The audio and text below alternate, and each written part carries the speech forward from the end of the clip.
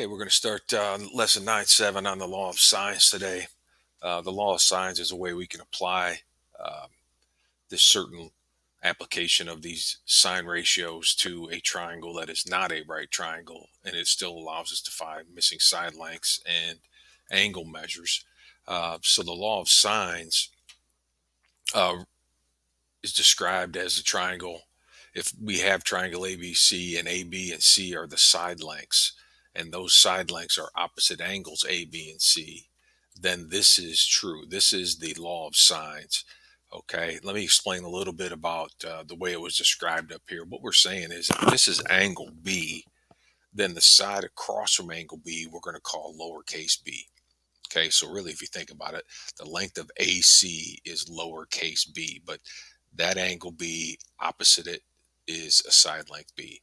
There's angle A, the side opposite, we give a lowercase a, that's the length of that side. And there's angle C, the side opposite, we're calling a lowercase c, that's describing the length of this side. And what we find is that this ratio is always true. So if we take the sine of angle A and divide it by the side length opposite of angle A, which is A, that ratio, that answer is the same as the sine of B divided by B and the sine of angle C divided by C. Okay, so what the law of sines will do is apply to a triangle that's not a right triangle is allow us to find the different side lengths and angle measures in any triangle because this is always true. Now, when we go to apply this law of sines, we don't use all three. We use whatever two we can use together in a ratio to make a proportion so that we can use cross products and solve for an unknown. Okay, but any ratio, sine A to A, sine B to B, sine C to C, can be used together to create this law of sines and find unknown values. Let me show you how it works. So here's our first example. We're going to use the law of sines to solve a triangle. Remember that when you solve a triangle, that means to find all the missing side lengths and angle measures. Okay, so we need to find the measure of angle B. We need to find the side length, which is represented by this B, lowercase b, and side, that's represented by the C. Well, to start off with, it's pretty easy to find a measure of angle B. We can use the triangle sum theorem. We know that these three angles got to add up to 180. So 180 minus the two angles that I have is 87 degrees. So now we know angle B is 87 degrees, and we can use that to help us solve the problem. All right, I'm going to find side length B first.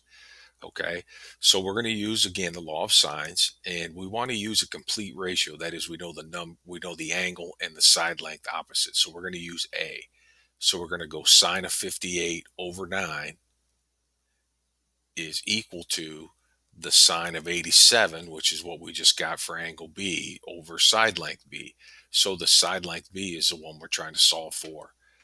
Okay, so it's sine of 58 over 9, sine of 87 over B. Cross products, divide by sine of 58.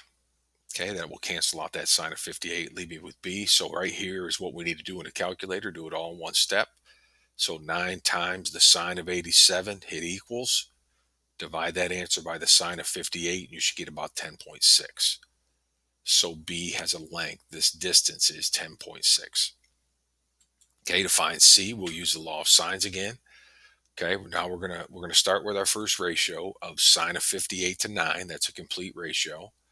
And now since we're trying to find side length C, I got to use angle C. So sine of 35 over C. So there's our law of sines, cross products. Divide by sine of 58. And 9 times the sine of 35, hit equals. Divide that by the sine of 58, and that's about 6.1. Okay, so there's our process. We've got angle B, side length B, side length C. Okay, so those are pretty basic questions. Those are fairly simple to do. It gets a little more challenging as we move to the concept of, if I go back here, you were given two angles and a side length. And if you're given two angles and a side, whether it be the included side or a side opposite one of the angles, it's pretty basic to go about finding the other pieces that you need. Okay, what's challenging is if you're given two sides and one angle. because then it's not assured of necessarily being a triangle. Okay, so when you're given two sides and an angle, you got some work to do before you know whether or not you can even solve it. So there could be no triangles, there could be one triangle, or there could be two possible triangles, depending upon the two sides and the type of angle you're given. All right. So I'm going to show you cases as how we determine how to go about solving the process. So let's say that we were given a triangle and they gave us side lengths A and B and angle A. So I have an angle and its opposite side, and I have another side length. We're actually going to have to use the height of the triangle, which is called the altitude, to help us determine the possibility of triangles available. And I think it's best to show you through pictures. Let's say that angle A, in this process, angle A was given to be acute. All right, there's four scenarios we're going to look at. First scenario, if angle A is acute and the side opposite A is smaller than the altitude of the triangle, the height of the triangle, then this triangle can't exist. Okay, so we could find the height of the triangle by using trig ratios, opposite over adjacent. So sine of A is opposite, which is the altitude, over adjacent, which is this B. Okay, we find this height and it is greater than A. That means we can't even touch a side over here. This triangle doesn't exist. A second case is if we're given A is acute and A and H are exactly the same height. Okay, well, yeah, that means we do have a triangle and it's actually going to be a right triangle. Another scenario is what if A is acute and A is greater than H but less than B. All right, so what that means, if A is greater than H but less than B, there's two possible triangles. One where A is extending beyond H, and a second where A could come back to the inside of H. So there's actually two different scenarios of triangles. That's the toughest one, and we're going to have one of those today. And the other scenario is if A is bigger than B, then you got one triangle. Okay, if A is longer than B, then the only way I can connect to make a triangle is continue this path and create one triangle. So there's a scenario if A is acute. Now, what if A is right or obtuse? So angle A is a right or an obtuse angle. So look here, if angle A is, and we'll just make it obtuse right now. Okay, if I go to compare A and B, and A is less than B, then there's no way I can create a triangle. Look at the length of A compared to the length of the B. If that's not longer than B, there's no way I can meet over here to create a triangle. All right, if it's a right angle and A is less than B, again, there is no solution. A has got to be longer than B in order to get over here and touch this side to create a triangle. If we're obtuse and A is greater than B, we're good. We're going to have one triangle. So if side length A is bigger than side length B, we're going to have a triangle. Same deal with if it was a right angle here. If A is bigger than B, we're good. Okay, we will create one triangle. So if angle A is right or obtuse, then it's pretty easy to see whether or not you're going to get a triangle. A's got to be bigger than B, or you don't get a triangle. Okay, if it's acute, there where you get a little bit more challenges. You're going to need to reference this page as you're working through these cases. All right, let's take a look at one of these examples. So here we're given two sides and an angle. The descriptions here: angle N is 32, side N is 7, side P, which is opposite again angle P, which is between N and M, is 4.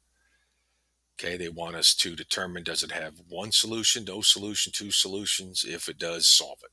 Okay, well, because N, which is the 7, is bigger than P, which is the 4, you're going to have one triangle. If N's bigger than P, you're going to have one triangle. So let's solve and find that triangle. Okay, we'll find the measure of angle P. So I want to find angle P. I'm going to use the law of sines. Okay, we're going to say the sine of 32 to 7, 32 to the side opposite 7, is equal to the sine of P to 4, the side opposite of that. Okay, so there's our law of sines. Now we got to solve and find the angle P. So we're going to start by doing cross products. 7 times the sine of P, 4 times the sine of 32. I'm going to isolate sine of P by dividing both sides by 7. That'll give us the sine of P equals 4 times the sine of 32 over 7. Now I got to get angle P. Remember, when your unknown is in the sine ratio itself, like the sine of P, we're trying to figure out what angle P is. We use sine inverse. So the sine inverse of the sine of P, remember that is an inverse. So it will cancel out the sine and give me angle P. So here's the math. 4 times the sine of 32 in your calculator, hit equals. Divide the answer by 7, hit equals. And then do sine inverse of this answer. And if you do all of that, you'll get an answer of about 18. They told us up here to get our angles to the nearest degree. So we know angle P is 18. Once we know angle P is 18, we can find angle M pretty easy because we have 2 of the angles in the triangle. So triangle sum theorem, we know angle M's got to be whatever's left over from 180 after I take 32 and 18 out of it. That's 130. So we now know angle M is 130. I needed to know angle M to be able to find side length M. Okay, so now let's find side length M. We're going to use the law of sines. So we'll go sine of 130 to M is equal to the sine of 32 to 7. Okay, cross products, divide by sine of 32.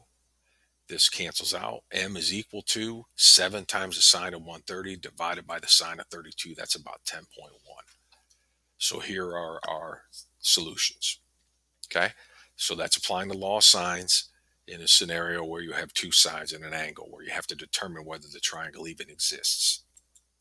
Here's another example. So angle R is 95 degrees. That's a right. Remember, that's actually that's an obtuse angle. So there's 2 scenarios possible here. R is 10 and S is 12. You really have to see this to understand it. So here we go. Here's angle R. That's 95 degrees. This would be S over here. They didn't label it. So this is side S and this is 10. Okay.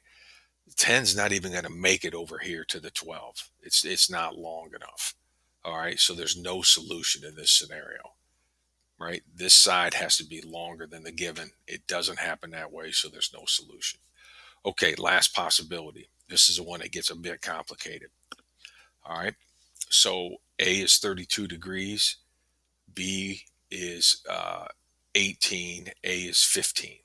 Okay, so look at the drawing here. You can see 15 and 18 are here. So 15 is not greater than 18, which means the possibility of more than one solution. I got to compare this. I got to compare the side length 15 to the height of this triangle, this altitude right here. So how do I find that altitude? Well, just kind of ignore all of this over here and look at this right triangle. And we know that the sine of 32 is equal to h over 18. Sine is equal to opposite over hypotenuse, h over 18. Okay, multiply each side by 18, and you get the height to be about 9.5. Okay, so now what happens is 15, this side is greater than the height, but it's less than 18. So what that means is not only could the side go this way and create a triangle, but 15 could come back inside here and create a triangle. So now there's 2 possible answers. One where this angle C is obtuse and one where angle C is acute. So we're going to have to find both of those now. Here's how we do it. Let's find angle B for starters. So let's go over here and find angle B. Okay. The sine of B over 18 equals the sine of A over 32. By the way, just ignore this now, this height in here. We've already used that. Do our work here, cross products. Sine of B. And what I did is I kind of took a shortcut here, guys. I did cross products, and then I divided by 15 to isolate sine of B. And now I'm going to take the sine inverse of each side, because to get angle B out of the sine function, I got to multiply by sine inverse. And I get angle B is about 39 degrees. Now, you can see that that's, an acute angle right there. So that's one possible answer is 39. Here's the unique part about trig. If you find the supplement of 39 degrees, that's 180 minus 39, that's 141. Okay. The sine of 39 is equal to the sine of its supplement, 141, which means actually B could be 39 or 141. Okay. If this was our triangle, then it would be 39. But understanding that this line could have went in here, we could see how that maybe that's 141. So I'm going to get two different answers here. I got to work out one possibility where where B is 39, and the second scenario where it's 141. So let's find the measure of angle C if B was 39. All right. So if B is 39, angle C is going to be 180 minus 39 plus 32. 32 is already there. I'm going 39 for B. So that's 109. So if C is 109, then let's find side length C.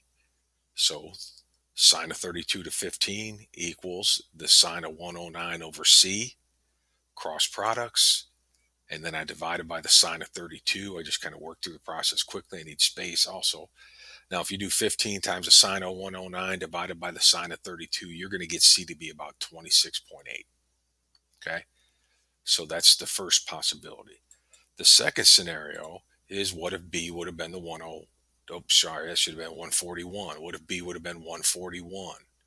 Ignore that 109, please. Then angle C would be 141 plus 32, take away 180, so that's 7. So now we're saying angle C is 7. Remember, that's if that 15 would have been coming in here and creating a really small angle back in this way.